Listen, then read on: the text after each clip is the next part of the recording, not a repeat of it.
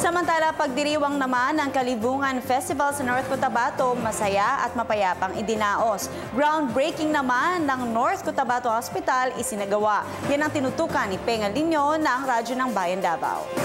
Bay sa pagdiriwang ng ika-100 at isang taong anibersaryo ng North Cotabato Kalibungan Festival Martes, ang groundbreaking ceremony ng Provincial Hospital na nagkakahalaga ng 80 milyong piso na masisimulan na sa buwang ito. Masayang sinabi ni North Cotabato Governor Emily Lu Mendoza na malaki ang kanyang pasasalamat sa Department of Health o DOH, lalo na kay Pangulong Benigno Simeon Aquino III sa napakalaking pondong inilaan nito para sa isang state-of-the-art at modernong ospital.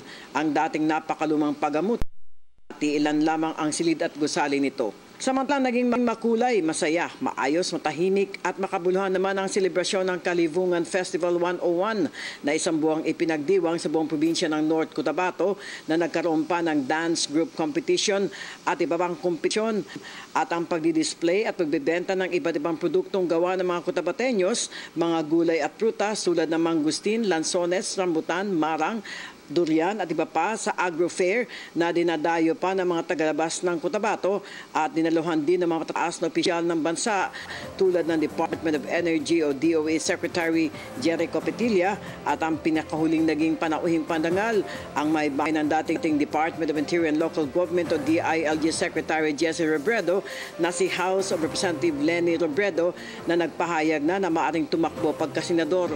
Natuwa naman si Mendoza sa halos 2,000 nitong mga kawani at mga opisyal ng probinsya tulad ng mga alkalde mula sa iba't ibang mga munisipalidad ng North Cotabato sa pagtulong at pagsisikap na maging maganda ang buhay ng kanyang mga kababayan at patuloy na nananalangin na sana'y magkaisa ang lahat at labanan ng anumang pagsubok tulad ng made at natural calamities at wala ng anumang kalamidad na tumama sa kanila. We are bracing for El Nino.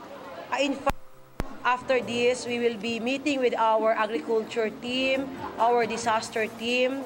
We will start the cloud seeding by September because if you can see around, waters in creeks and rivers are getting very limited.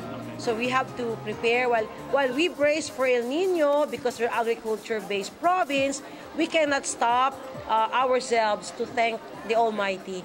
101 is such a blessing. May krisis man, may kalamidad, natural or man-made, dili pwedeng dili kami magpasalamat. And our Cotabateños, our people, are the reasons why we are moving forward. Para sa Telebisyon Bayan, Peng Alinyo nag-uulat mula sa Radyo ng Bayan Davao, Media ng Bayan.